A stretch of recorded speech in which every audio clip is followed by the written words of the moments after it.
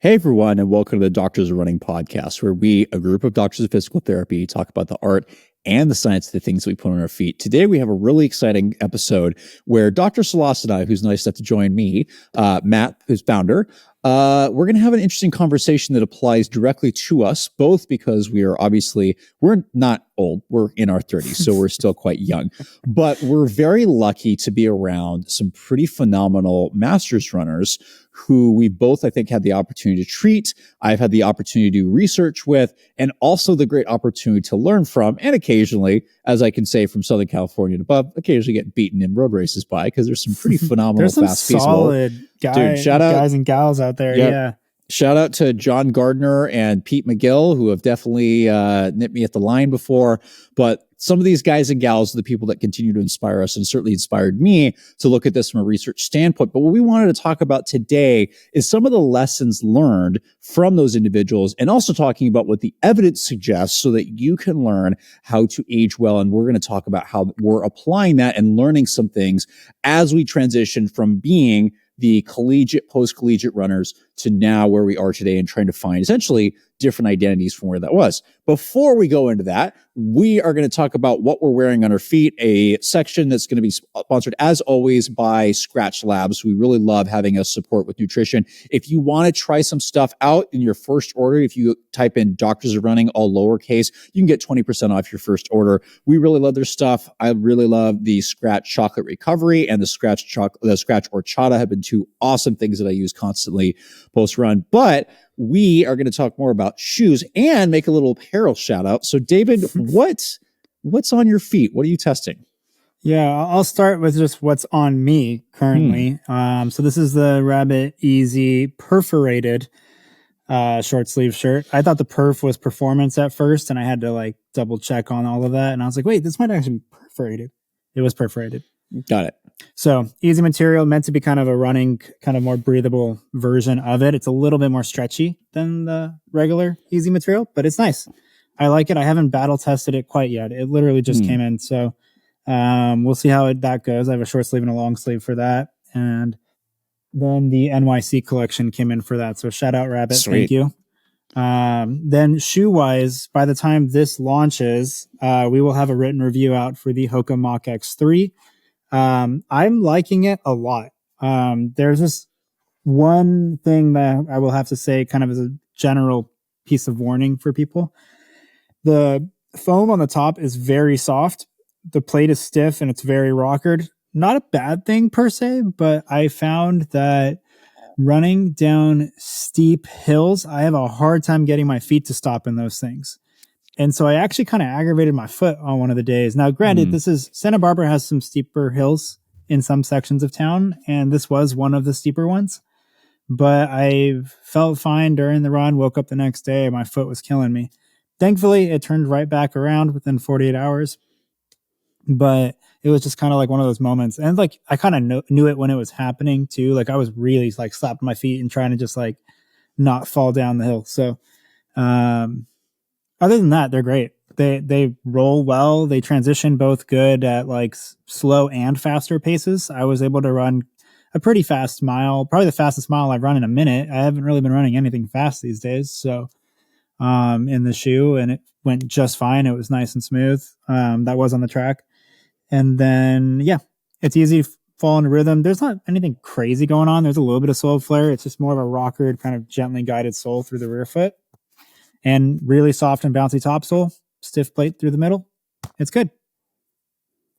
And Sweet. then the other one here I'll add, coming up for some of the trail miles, the Salomon S-Lab Ultra Glide 1.5. So excited to get some miles on these, mainly because, but you're making faces. Did I say something wrong? No. Okay. I'm just not doing very well with that shoe. Yeah, I was just like, wait, did I get the name wrong? I was like, no, it's not Puma. I got it right. No. Salomon Ultra Lab. No, S-Lab Ultra Glide 1.5. Yep. I really liked the ride and the platform of the first one, but the upper had a really low volume to it, and there was just a couple things I didn't love about it. So we'll see. I have yet to put it on. This literally just arrived. We're talking less than an hour ago. So I haven't tried them on yet. The other one still has the tag on it. So I'm excited to try it. given that the upper works better, this could be a shoe I write about later on. So we'll see.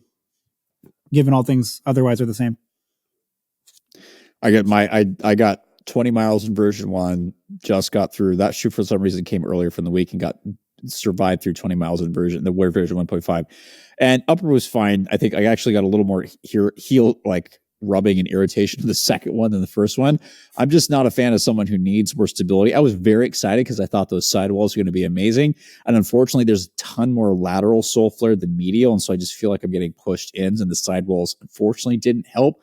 So I got my miles, but it was a struggle. So definitely if you need lateral like guidance, it's probably going to be better. Like lateral support, like the pressure from sidewalls can be better, but I'm just putting my opinion out there. So anything else? No, what about you? What do you got on your feet? So I've also got, not just on my feet, but wearing over, Rabbit was nice enough to send along one of my favorite shirts in the world. And if any of my students are watching this, they know that these are the shirts that I wear constantly. The Rabbit High Country short sleeve, I absolutely love. I'm pretty sure I have most colorways. I just ordered 2 more, and then this showed up in the mail. So this is a running shirt. I actually run up to 15 miles in this. This is usually also my clinic shirt because they look pretty decent and look professional. And so this is where right there. Yeah, either clinic or teaching. This is it, because I love that I can wear this and look halfway decent, unless somebody comments below and tells me I don't, and can just roll into a run right afterwards. And so it's great. So I really love these, and they breathe super well without losing that kind of like semi-professional look. So I really enjoyed it. So I haven't battle tested this one yet. I've just worn it just around today. So I will go for running it soon. Although I probably should wash it after wearing it for the last 24 hours. So that's a different story. Anyway, from a run perspective, not too many things. I actually have miles on most stuff. I have the Mizuno Wave Rebellion Flash 3, which I've actually really enjoyed. I didn't really like 1. 1 was clunky. Version 2 was like, this is a little better. I don't get why Andrea loves this thing so much, but whatever. Version 3, for those of you wondering, Mizuno, a lot of their racing shoes and they're like lightweight trainers, that kind of fit a half size small to size. It's being weird. Just go up a half size. I second guess myself, and I have gotten miles in these shoes and I have really enjoyed them, but go a half size up. My toes have been getting a little crushed. The sizing is a little bit off. If you're between sizes, go up a half size. But I really, even though these should not work for me, they are very medially biased because it's soft and a little extra lateral sole flare, but they broke in and I've still enjoyed getting miles on the Mizuno Energy XP is really good. It really feels like the Rebellion Pro 1 and a little bit more of a training type shoe. And I've done a workout in this. It's done really well. It's also not as low drop as advertised if you land a little farther. So that's taken some pressure off my Achilles. And I've getting through a bout of Achilles tendinopathy right now that flared up. And this has been helpful despite causing me to pronate excessively. It feels like a little bit higher drop, and it just rolls so nicely and got some really nice bounce to it. It's just the upper fit that I would go a half size up. So my miles are done, and I've really enjoyed it so far. The other shoes that I'm working on right now, and I talked about this, I think on the last episode, was the Hoka Rocket X Trail, which I've enjoyed. I'm struggling with the upper because my heel's a little sensitive and the counter's really, really stiff. But this has just been a rocket of a shoe. I think if you really want a super trail shoe, this is probably the closest thing I've felt to some of the road models. And I've just really enjoyed it when my heel isn't flared up. But it's been a shoe, not the most aggressive grip, but still does really, really well. And man, this full length Pima midsole bounces really nicely. So another option out there. And finally, I actually got 100 miles on the New Balance SC Elite version 5. And I didn't think I was going to like this shoe. And I'm going to put a 100-mile review up, but you can see it that the outsole is still totally... I thought for sure I was going to rip off this rubber piece, and I didn't. Corrected. I didn't totally like this shoe when I first started. The only thing that kind of piqued my interest was this is one of the first super shoes I've been able to comfortably do long runs in. Normally, I don't wear super shoes for long runs. Even with my wife who wear them all the time and I'm pushing a stroller, struggling to keep up with her, this is one of the first shoes that I was really surprised I could tolerate for long runs. And it's not overly stable. The midfoot's narrow, but it just hangs on long enough and it's comfortable enough that it just does long miles super, super well. The plate was super stiff initially also, and then as it's broken in, just 10K and up, this shoe is so comfortable. Nice wider toe box. Upper is really comfortable. The durability is great. The midsole, it's not the fastest shoe out there, but man, it's comfortable. So I'm really impressed with this shoe that it's hung on for this long and I've been able to do this many things in it. And so I think it still holds on to even though the plate's really aggressive and you got to break it in, it's still one of the more friendly super racing shoes out there that can handle, I think, quite a bit. So yeah, I am very impressed with this shoe, and yeah, might be in contention for racing shoe of the year because of its ability to handle quite a bit. So yeah, that's the big surprise. Any other notes of things you're testing right now? No, shout out Asics Bandit for the hat. Yeah, I was going to say, yeah, I mean, that's pretty sweet. But that, I mean, I've had this for a while though, so yeah, there wasn't anything like new.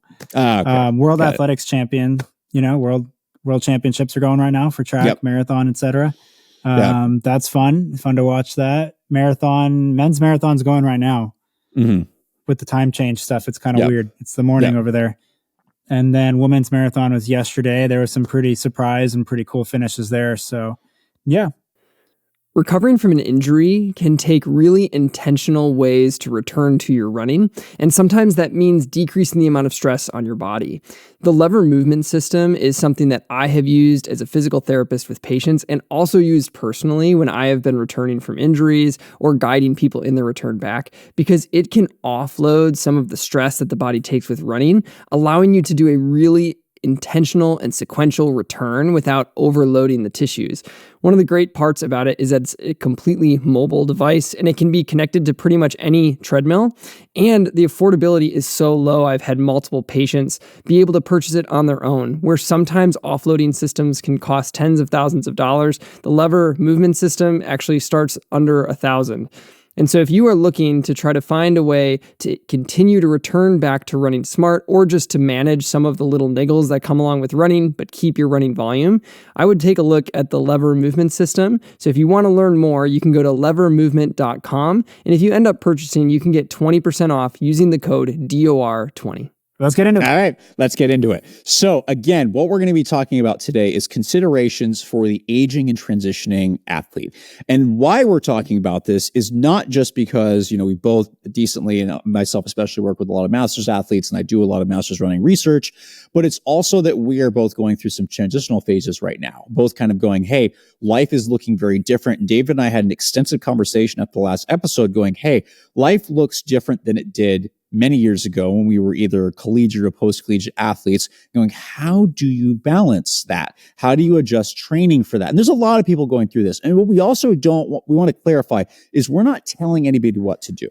What we don't want this to come off with is like saying, as we get older, that you have to slow down or that you have to do some of these things. This is just for those who are going, I had this identity of being a college athlete and now things might be changing a little bit. There are also some people that keep going, or they even start moving in. They weren't college athletes and then they become a professional athlete later. We've seen that with actually a decent number of people. We also see plenty of people that are still crushing at the Olympics in their late 30s, 40s.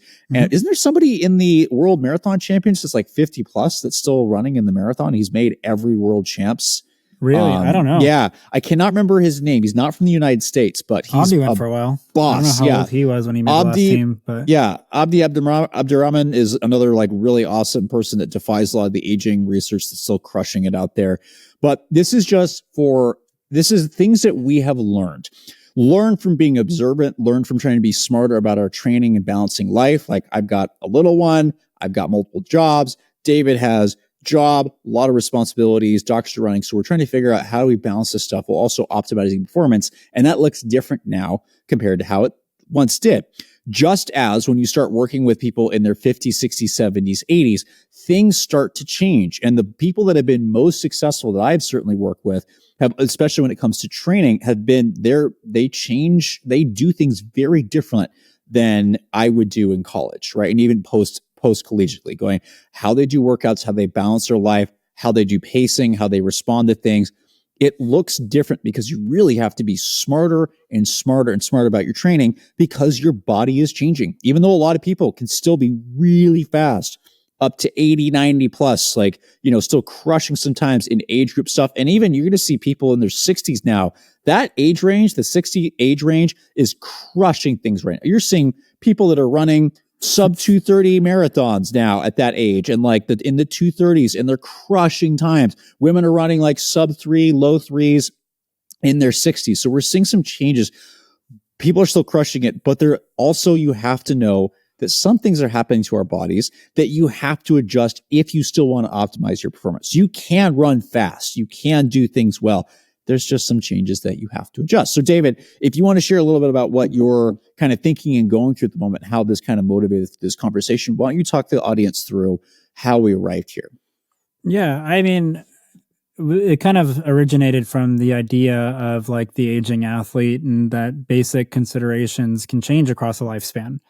And that doesn't entirely mean physiologic. And when we look back, I graduated college close to 10 years ago now, not quite 10, but a little bit less than that. And a lot's changed, right? That's a decade of time. And I got the thought of it because I was like, I don't want this conversation to be entirely post-collegiate population, because there's plenty of people that have basic considerations, managing activity as they get older. But life looks very different with like each 5 years there, where it's like, okay, well, I finished college, but I'm going to grad school. So I'll just run a little bit here and there, but I'm in grad school. Get out of grad school, okay, well, I'm still getting my feet wet here, but I have that energy. I'm still excited about this. Like, let's do it. Fast forward another 5 years, or more. And then it's like, okay, you kind of have to start asking yourself, like, I was running a lot, I was running close to 80-mile weeks for the last 5 years, like 80 if I was healthy, probably more like 60 to 70, 70 to 80, depending on season. But kind of hit a point where I was like getting really fatigued. I was kind of starting to get burnt out. And then I was getting to the point where I was like, I don't know if I really like can do this at this capacity, like what I'm doing, and whether or not, even if I want to, like, how do I manage doing that?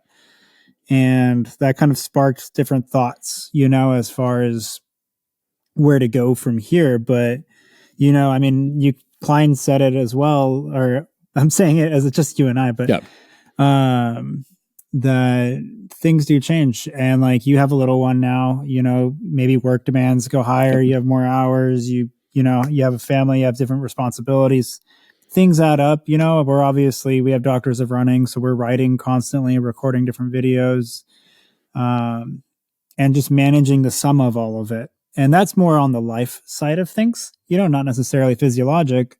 Which those interact, by the way. So your body doesn't know the difference between a hard workout sometimes and an extremely stressful life event. So that sometimes from a physiological standpoint can have the same impact. So understanding the influence of life is important. Keep going.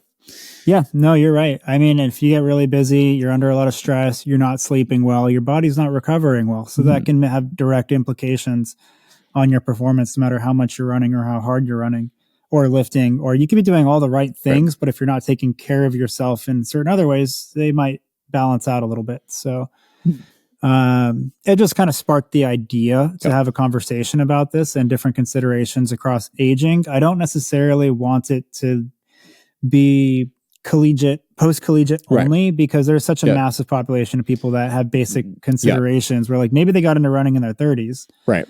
And then now they're approaching 50 or 60.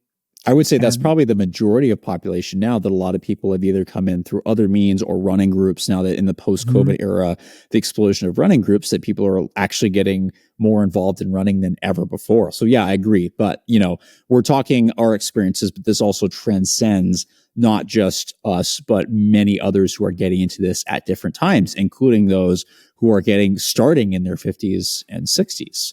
But I think your point about going, life, if you are lucky enough to do college athletics and then compete at a super high level, there's going to be a point where things might look a little bit different. And that, I think, speaks to the first point that I'm going to make, is that, and that I've learned that I need to work on, and I'm not very good at this, is that there are seasons in life. There are times when you're going to be able, and you have the opportunity to really hammer mileage intensity workouts. And there's other times that you may have to pull that back a little bit just to make sure you balance everything out.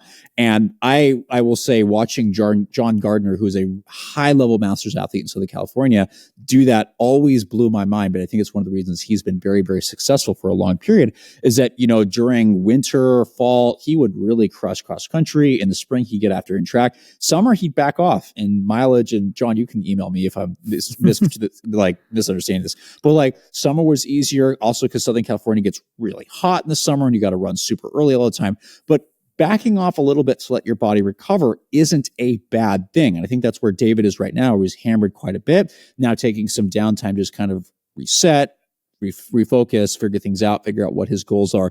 But you need to be able to align your running goals and your goal races with the rest of your life, right? So, that's what I observed from John, is that in the summer, he would dial stuff back a little bit. In the fall, spring, when races are more intense, he would really go into that. So make sure things are lining up, because there are other stressors in life. You're going to have kids, you're going to have work, you're going to have commuting, you're going to have family stuff. All this stuff comes together, and you have to realize that a lot of the professional athletes out there, you can't compare yourself to, because they get to do this as their job and as their full-time stuff. So when you see on social media, and I think our people are getting better at this, of going, don't always follow what the elite, exactly what the elites do. Yeah, because you're not an elite. If you want to be, you're going to have to sacrifice some other stuff, because that's what they do.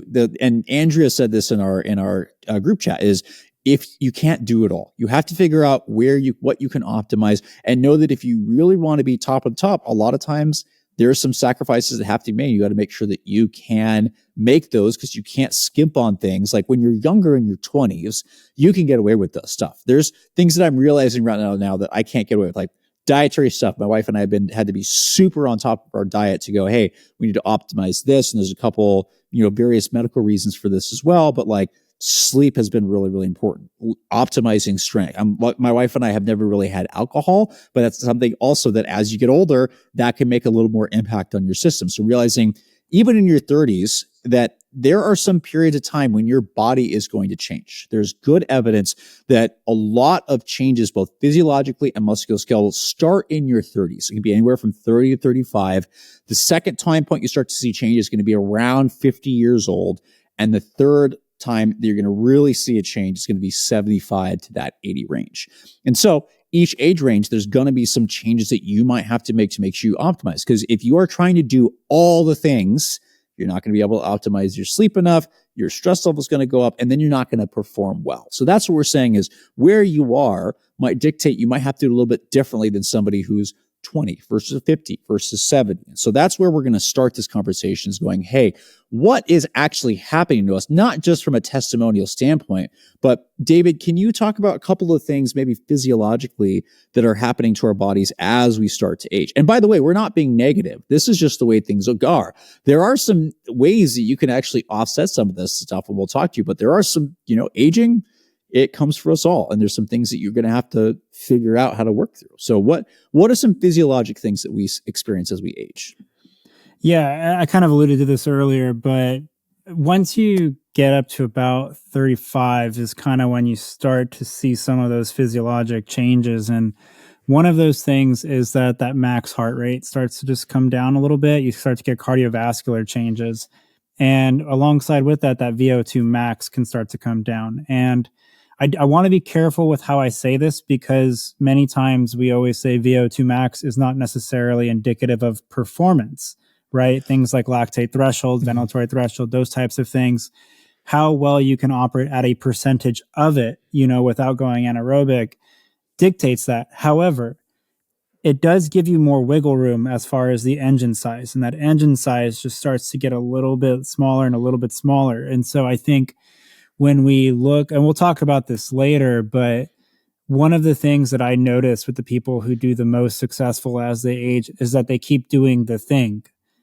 And when we look at these changes, they're much more rapid in sedentary populations than they are in athletic populations and active populations. Granted, they will happen. Like you said, it comes for us all. Certain things will happen, but one of the things you can do to mitigate it is to just keep doing things, right? That's the beauty of that. But that starts to happen. So your cardiac output essentially it starts to lessen. You're not able to do quite as much from a cardiorespiratory standpoint. And then another thing is that the body has a little bit of a harder time coming back from muscular damage. And so there's a couple of things out there looking at neuromuscular input and things like that, like 24 hours after some massive effort. And for the most part, everything seems to be pretty close. Like there's not really any major changes until there's muscular damage. And once there's muscular damage, there's a pretty decent gap between the two, from an aged versus an unaged population. And aged being like 50 and unaged being like 20, you know? So there's obviously a lot of gray area in between. But, and then in some of the systematic review that you did too, like seeing the different changes in calf complex strength and, you know, how much peak output can come off of that moment as you push into the ground. And that's huge because that's the main driver of running. And so like when we look at injuries across the lifespan too, like a lot of younger individuals are going to get a little bit higher up the chain, kind of hip and knee. And as people get older, they start losing that engine in their calf complex. You start getting more calf, Achilles, foot type injuries. So those are kind of some basic things to kind of look out for. Yep. And David hit this on the head, and I'm very lucky to have contributed to some of this research, but there's also a lot of other good stuff that we're going to cite down below if you want to be able to read more about this. But there's some emerging good evidence about masters athletes. And I'm going to say athletes because there's also evidence talking about sprinters, about, you know, masters power and weightlifting athletes, that the thing that you do is the thing you're going to maintain. Any masters athlete is going to have better physical function than a sedentary person at their same age. That's across the board, no matter who it is. That if you are an endurance athlete, you're going to have much better cardiovascular function and basic function than the same person your age. If you are a masters sprinter or power athlete, you are going to have much better power function, like force output, neurologic function than anybody that is sedentary at your age range. How it compares to younger populations can vary a little bit. But yeah, you are going to maintain the thing that you continue doing very, very well. Now, you're going to still see some changes. That's just how life goes, but you're going to keep what you get. I want to clarify, though, that some of the people that may not notice this nearly as much are people that start later. Maybe you were sedentary through most of your life, and then in your 40s, 50s plus, then you start getting into athletics. You may see these nice continued upward trend up because you hadn't trained. And training has this cool thing. No matter what age you are, you can actually make some positive effects, either improving or offsetting some stuff. So just know that there's going to be some variation to this. And we're not saying blanket statement, everybody, right? There's going to be some variations in responses and outliers for different experiences. But the thing that you keep doing, you're going to maintain. Now, it should be clarified that the things that you don't do, you're not going to maintain as well. That if you're an endurance athlete, you're not going to maintain a lot of power or high speed, fast twitch stuff. If you're a power athlete, you're not going to maintain the cardiovascular function nearly as well as an endurance athlete, right? Specificity of training applies as we age as well. And we'll come back to that to go, hey, there might be some things as an endurance athlete that I know you don't want to do, but you might want to think about it. But then the other piece that David's talking about from a musculoskeletal standpoint is that, and cardiovascular, it takes us longer to recover as we get older from different bouts. And that's kind of the next thing to talk about is going, when we first talked about going, how much you're training, right? How much your body can absorb is going to change as you get older. And again, very in that group, that the person that's never trained before and just starts training is going to have a little different experience. But a lot of us that train heavier when we were younger, you're not going to be able to do the same amount. You're not going to be able to do the same amount of mileage, most likely. You're not going to be able to do the same intensity, even though a lot of times you can perform at a good level. You're going to have to change things because you don't recover nearly as fast. And I will say that from watching masters athletes and talking to them, when they make a mistake is usually when they're coming to see us. But they're going, a lot of them don't do nearly as many workouts as they did when they're younger. They're a lot more specific, going, okay, instead of doing maybe 3 hard workouts a week, now I've got my 2 because I know that, or 1 or 2, because that's how much I can recover and adapt from to be able to get to the next week. More isn't necessarily better. You want to do enough that you can recover from and not so much that you overtrain. And that applies mileage, intensity, frequency, all the different variables of training. So knowing that you're going to have to balance things out is really important. There's also the other piece that I've noticed with some masters runners who are really smart is knowing when enough is enough. So when you're on the track, for example, you got a certain number of repeats. It always blew my mind as someone who's a little bit OCD to go, I have to hit this certain number of reps. If there's somebody go, you know what? My coach had me do 8. I'm cutting it at 6.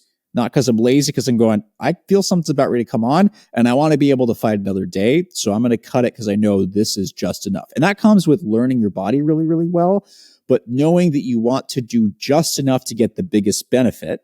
And I would say, I think I'm going to quote Jack Daniels, who's a very famous running coach who unfortunately just passed away, actually, although he's 92. So he sounds like he lived a good life. But his thing is you want to do the least amount of training to get the greatest benefit. And as you age, that is definitely something you need to think about, and something that I've really observed in some of the most successful masters athletes is knowing our bodies are changing, how much you can adapt to changes. So you have to adapt to that. And you really got to train smarter, not just harder isn't always the best thing. Smarter becomes really important. David, any thoughts on this? Yeah, I think you said a lot of good things. I just want to add a little bit to what you were saying about getting the necessary stimulus to drive change. Because you said like, oh, I could feel like something's coming on, right? Mm-hmm. Like, and that almost implies that there could be a potential injury. But there's also people too, like there's something to be said for people that have been doing things a long time and they just kind of know like, we got the job done today. You know, maybe there's nothing coming on, but like I'm starting to work a little bit harder than I'm supposed to be working here. And maybe I got a couple more in the tank if I force it, but I don't need to force it because that's not what we're doing today. You know, so it's like instead of 8, it's 6 for that reason. You know, and not necessarily like, oh, I feel something, you know, starting. But listening to your body, just knowing like what the job of that day is and then implementing it. And that goes for all ages, right? Like, I think it's just sometimes there's a little bit of extra consideration if you can't recover quite as well and you know you can't. Right. I would say one of the things for the runners who maybe haven't run collegiately or like been run at a high level, who are just now getting into this as they're, you know, a little bit older, 30, 40, 50, 60, is one of the things that can kind of get lost is in the run club, where people will go in, they get really excited. Everybody starts dropping the pace. You're running what ends up, not that you're aware of it, running a workout every single day. And this is very common in newer runners who don't know what pace they're supposed to hit because they haven't learned internally what is truly an easy run recovery day, what's a hard day. And it kind of, the things start to blend a little bit. And this can happen at any age. This isn't specific to younger runners. So there's any newer runner, and sometimes experienced runners do this too. Any runner can fault into, oh, the pack took off, I'm going to do this, and then I'm going to do the same thing the next day because this is just the normal. Do you realize as we get older, it's much harder to be able to get away with that because you stack a lot of hard efforts back to back to back. As Dave was mentioning, it takes you longer to recover from harder efforts. You've got to be able to balance that out a little bit and have optimal time for recovery, because you don't get better during a hard effort. You get better if you give yourself time to actually adapt to the stimulus you just need. And that means backing off, recovering, and doing the hard, easy method versus if you do hard all the time, you're going to get hurt. So you have to figure out, hey, how do I balance this out and do just enough? There are, by the way, people who can run pretty hard all the time, but those individuals typically don't do nearly as much mileage because there's only so much you can recover from. So something's got to give. So figuring out where you want to be. Do you want to be the person that doesn't run as much and maybe can do harder efforts all the time versus the person who runs more, and you've got to balance it out and pace yourself? Pace is really important. And that's also another piece I want to walk into. And shout out to Andrea for talking about this, because she's really brilliant at this. Is it's always really good to find a coach that can meet you where you're at. And that also means someone that if you can't do this, find a coach that can hold you accountable with paces. Going, you know what? Here's the purpose of today. Coaches should be good teachers. And I've been very lucky to have a couple good ones. Andrew's a good one. Nathan also coaches. David, are you coaching? I am not. But you and me both. I'm like, people have asked me, like, no, I'm not good enough at this. Like this, there's smarter people than I in this area. But a coach should also be a teacher. Like you should be going like, okay, here's the purpose of today. It's not to be able to go all out, although maybe there is that day, and usually you save that for raising, or hey, here, the goal is to go easy. It's to let your body recover, get some blood flow. You should really pay attention to what you're doing each day. And as you get older, you need to be more specific and hold more to that. You got to keep the easy days really easy and the hard days appropriately hard. And maybe the hard days, That doesn't mean hitting exactly what your race pace is. A lot of the masters runners I've worked with, they've demonstrated that oftentimes they're not even looking at the watch because they know it's not good for them, where they're going, what's my pacing? What's my rhythm feel like? Like, am I getting what I need to, what I know I need to get out of this workout? If I'm doing a tempo run, is this turning into a race? Or am I actually doing a threshold level of workout where I'm at this specific effort and not at 100%? Because if you're at 100% all the time, you're going to overtrain. Versus if you do just what you need to and then back off, you're more likely to improve, stay consistent. The biggest thing is if you can avoid injuries, that's the most important because you're going to keep building. And whereas if you get injured, there is going to be some interruption, although that certainly does happen. So if you are struggling with this, we'd encourage you to find a coach that can meet you where you are, understands where you are in terms of your life, what you do have time for, especially understanding age and how body starts to change can be really helpful. Learning to balance, because again, you're going to figure out, unless you're a professional athlete, you're going to have to figure out how you balance this and what you can and can't adapt to. Any thoughts? No, that was good. Yeah. I don't know if I could really add on that. Yeah. That was solid. I will say, like, right now, for me personally, learning to do just enough has been really hard because I think people know this, that I've complained a little bit that I'm pretty much all my runs I'm pushing a stroller, which at the moment, Isabel in the stroller I just weighed is about 60 pounds. So I'm pushing a 60-pound weight in front of me. Yeah. And it's not really surprising that I haven't done this in a while. I'm like, hey, my wife doesn't like hills, so I'm going to go. I want to do this by myself. Isabel and I are going to go up to this really steep hill called Eddy Road right next to where I live. And we're going to do what I used to love, which is uphill tempo runs. And I love those things. And I just jumped into it. I did a mile and a half up, a mile and a half hard down. And the next day I'm like, my Achilles hurts. Because I haven't done this in like 3 months. And then I just jumped into it, pushing a 60-pound stroller uphill and going, I wonder why my Achilles tendon hurts, going because I went through greater range of motion. It's the second workout I'd done that day. And yeah, it's like, okay, so that was probably too much. And my body let me tell me that. I'm like, okay. So really not being afraid of things, but going, how do I really get what I need? But also learn that if I was going to do that, and if it was going to be the second workout, maybe don't run as hard because you got to think about the future. Going, not that I'm scared, keep this under effort, be aware of what I am because you want to be able to run the next day. So, and when you're pushing 60 pounds, you also got to go, I'm not going to run as fast as I did 10 years ago, which I keep comparing myself to and get really frustrated when on the track going, I can't hit this 400 pace today. And I'm like, yeah, it's his. So it's a really good example of that, hey, adjusting and understanding. But,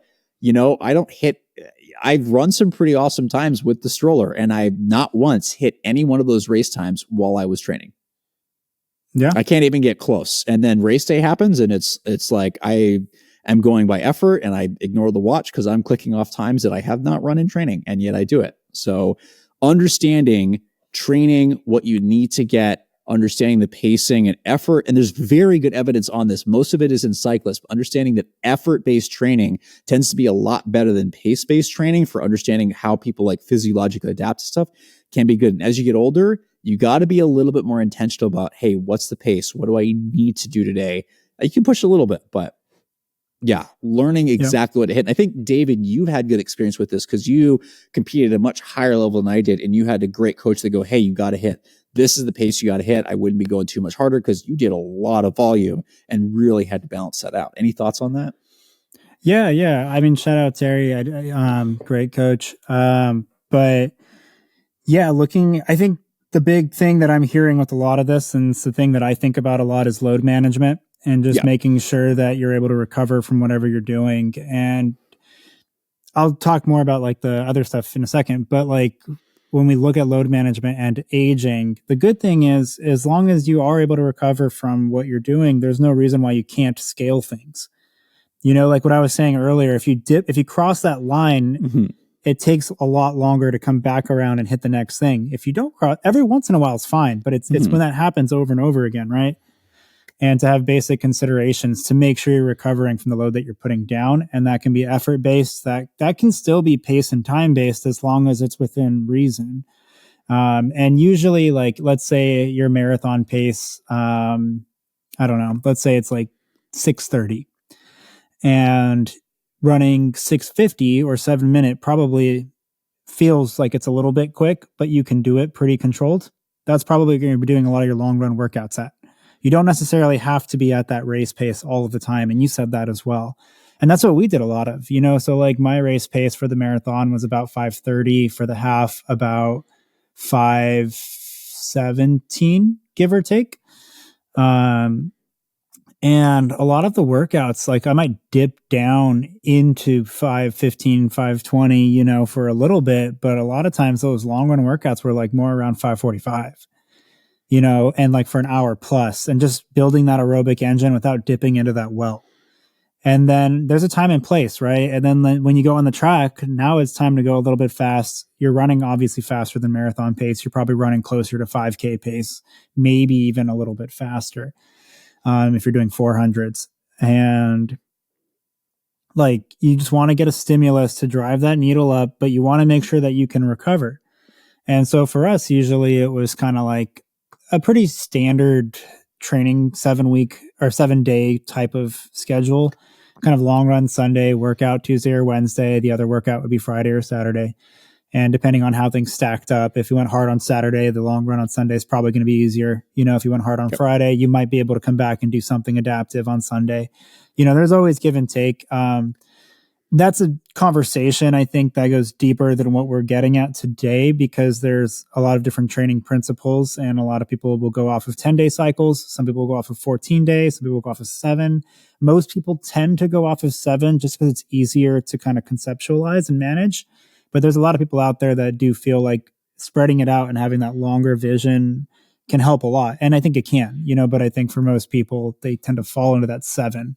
And it also lines up nicely with like weekly mileage and those types of things. It's just more convenient. Yep. But I do think it can predispose people to overtrain a little bit more because they're trying to get a certain amount of workouts in that 7-day span.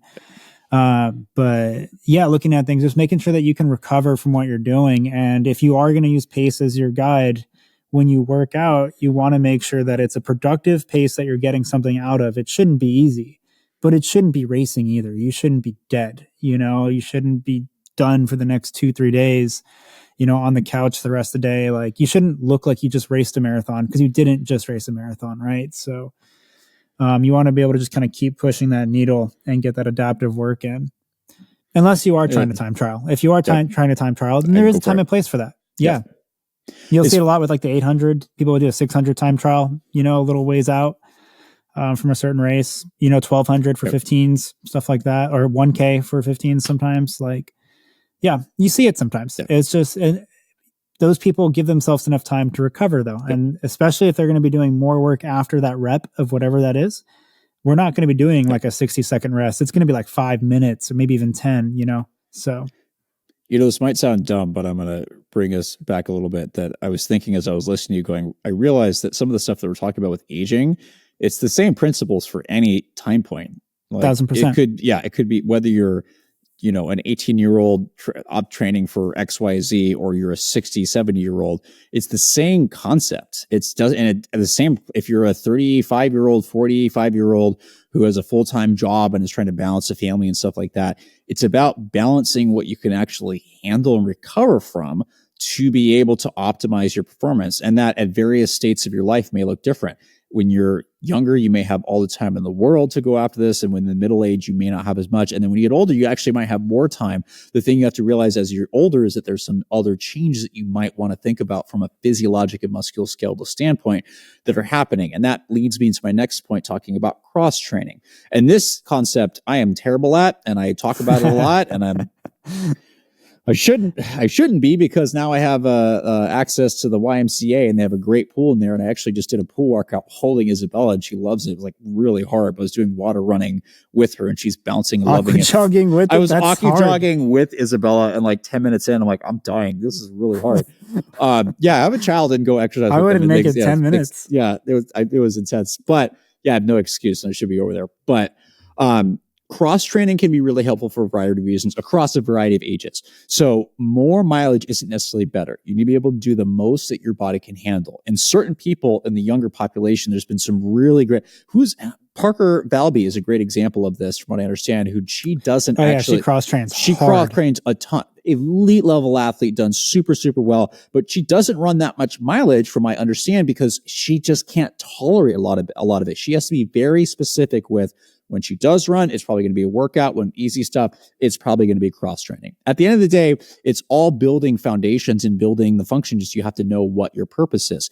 And so I'm not just saying this for the older athlete or the aging athlete. I'm also saying it for the rest of us of going, you have to be able to do enough that your body can handle and not so much that you overtrain.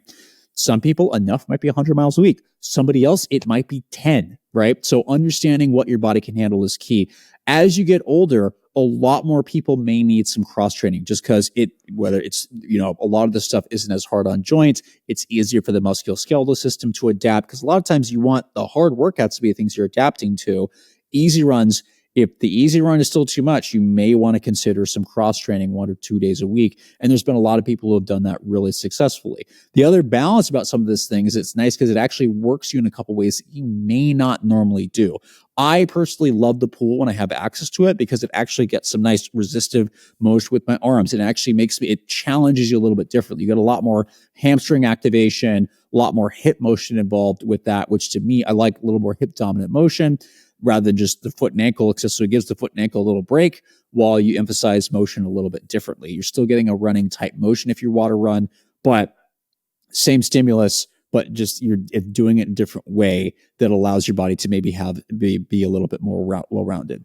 The other thing from a cross-training perspective, a lot of people don't consider this cross-training, but I certainly do, is you really need to be thinking about not every day, some weight training, and maybe a little plyometric stuff. And the reason I say this is where my research really looks at.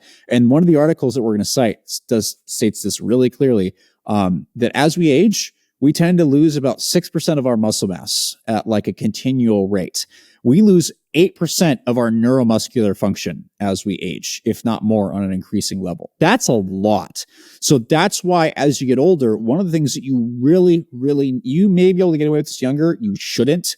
But as you get older, you really got to think about a little bit of strength training. I'm not talking being in the gym for an hour. I'm talking about, and we've had plenty of episodes on this, doing just choose like 1 to 3 things that's going to really challenge your lower extremity or upper extremity that, build some muscle mass that maybe is heavier weight, lower rep, moderate set that you can be done in like 15, 20 minutes, but warm up into it and challenge yourself.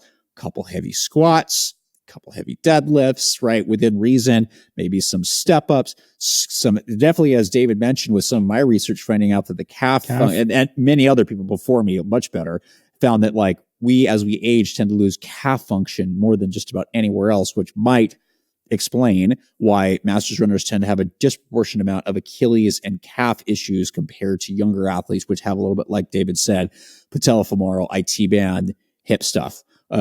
The other reason I'm going to talk about doing some heavy strength training and maybe adding some plyometrics in is that tendons are the things that really tend to struggle as we get older. And there's a variety of reasons for this.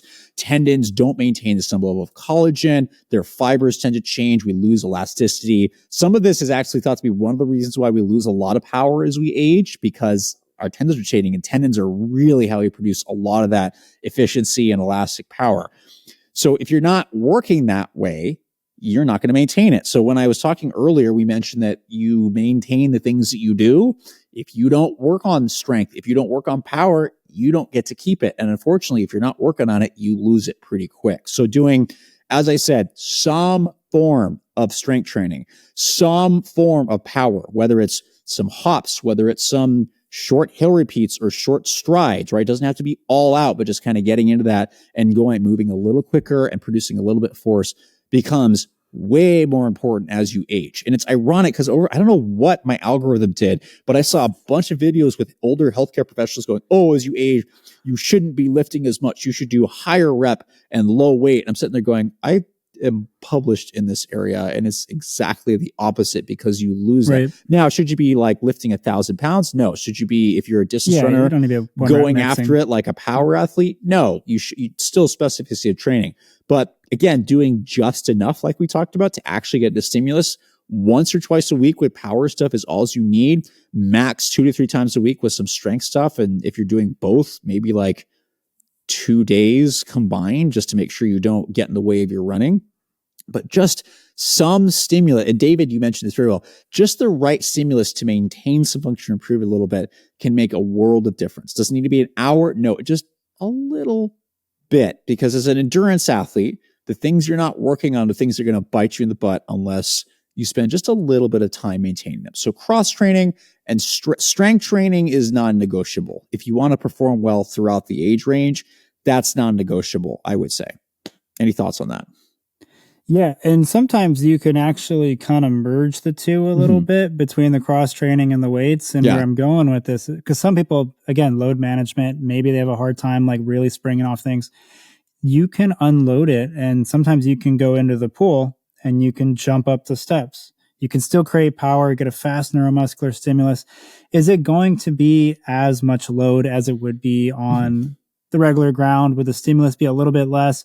Probably, but you're still getting a quick, fast response, and that's what the nervous system cares about, right? And so, like, one of my favorite workouts, and I'm not one for the water, but I actually do love this, is doing like sprinting type drills in the deep end, like you're saying, like aqua jogging, but like really working that drive going. I mean, you could do a solid 10 to 20 seconds, just get a lot of posterior chain activation, like you were saying, in the hamstrings, a lot of hip movement.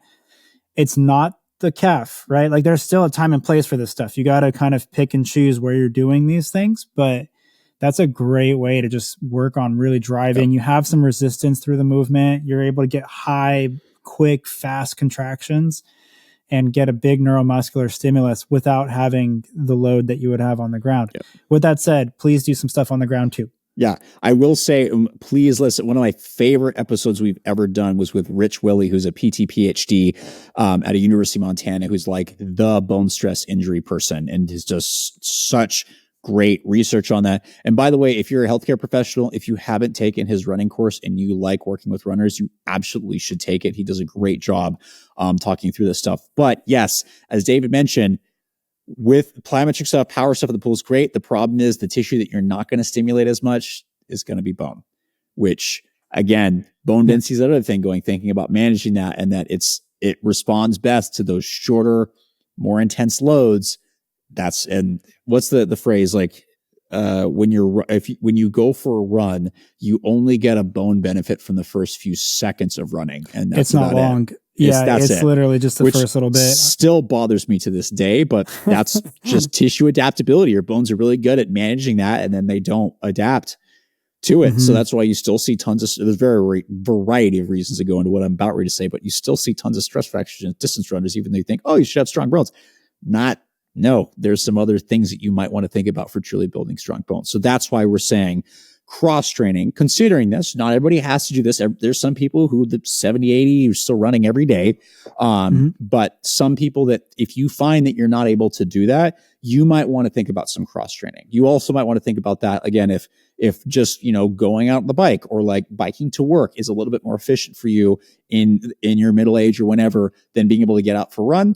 That still counts as exercise. It's still training. And it can be a great way to, as David said, do load management to figure out what can your body handle. And that's going to vary. There are some people, like we said, can handle 120 miles a week. Some people can handle 10. It's whatever optimizes your performance. There's going to be some searching and you're going to have to figure this out. So the really big things we talked about is that, balancing and understanding that as life changes, not just age, there's going to be different priorities and you have to balance those. If you want to perform at the highest level, you're going to have to make sacrifices, right? You may not, may not be able to spend as much time with your kids or spouse, which may have some consequences later. You may not be able to progress as far as your career as you want. Like you may not get as much sleep, which then puts you at risk for injury.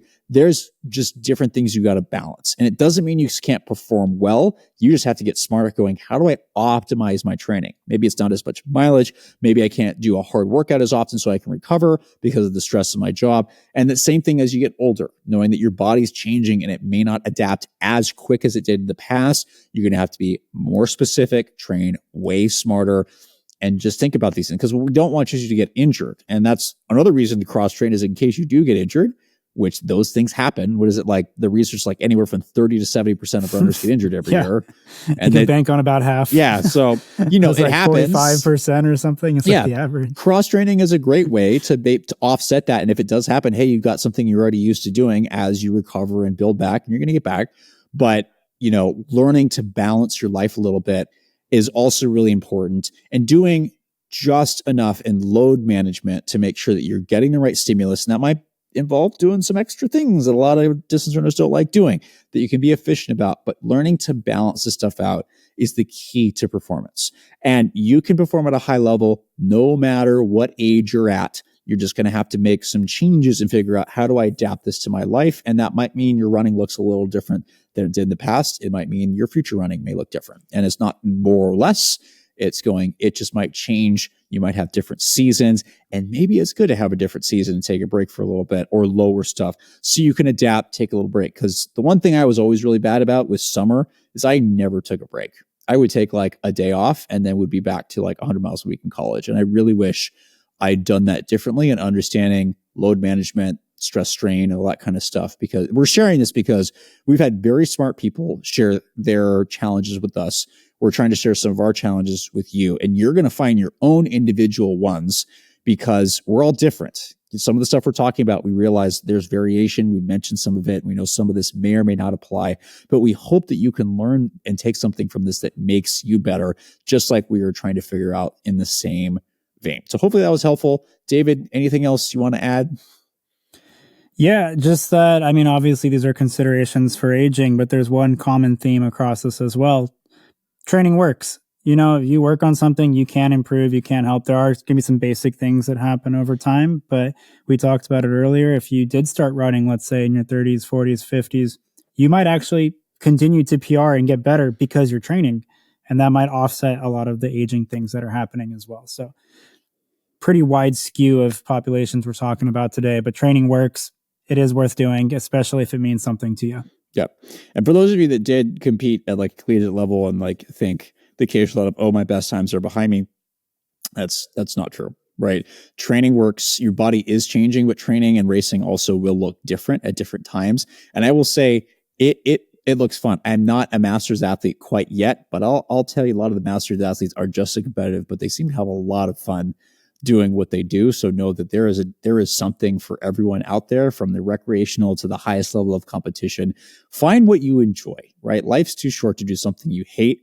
Do what you enjoy and have fun with it. And I will say that running with Isabella has really helped me think a little bit more about that, about really enjoying this and being very thankful that we get to do this. And so, yeah, as always, we hope that we're also thankful for you joining us with this, and we hope that this stuff is helpful. As always, you can find us on a variety of different channels. Please comment below. By the way, this is one of these things where we would love to have your input as well. Things you've learned. You're welcome to disagree. That's totally fine. We're going to cite our sources below, but there are outliers in various things. If you could share something that you think will help someone else reading learn something about their self, make them better. That's what we really ask that you share, because that's what we are all about. We're all about us learning, you learning along the way, sharing stuff to make everybody better, be it about training, footwear, which is obviously the stuff we talk about most, but also things that we geek out about like aging, research, optimizing the master's athlete, optimizing ourselves. What does that look like? It's all fun, but we want everybody to lift each other up. So drop a comment below if you've got something to add, please, because it is very appreciated, not just from us, but also our listeners, readers, and everybody else, because this is all a team effort. Like I said, you can find us on a variety of platforms. This will obviously be out on all of your different podcast channels, be it iTunes, Spotify, the variety of other channels out there. You will see this video dropped usually on, I should know this, Wednesday? I think it's Wednesdays. Yes. Oh gosh, Bach, don't hate me that I forgot what day we did this on. Poor Bach does this every weekend. It might be Sunday. I think the audio release is Wednesday. Yeah, maybe. No, you're right. I screwed it up, and I knew that's why I hesitated. Audio is going to drop on Wednesday, and then video will drop on Sunday. I'm sorry, Bach. You can yell at me for messing that up. Yeah, because audio always comes first. How many years have we been doing this? And I forget every time. I noticed whenever Bach posts, he does a great job. But then you can also find us on the different social site. Our OG original thing, you're going to find most of our content is going to be on our website at doctorsrunning.com. That's where we put all our reviews, link to all the podcasts and all the interesting Monday shakeouts and things that we're geeking out about. But then you can also find us also frequently on different social platforms. And especially if you're watching this here on YouTube, where we do videos and things like that, and you can see a variety of things. But we're trying to do a balance and a variety of things to hopefully provide some good information. Please remember, we do this for fun. We don't take money from companies. We don't charge anybody. This is something we do on the side because we're trying to learn and we want to share it with you. And we hope everybody can make everybody else better, because the whole point of this is to help everyone improve so you can enjoy this simple thing that's supposed to be simple, running, but figure out a way to make it better. So thanks for listening and hope you have a good night.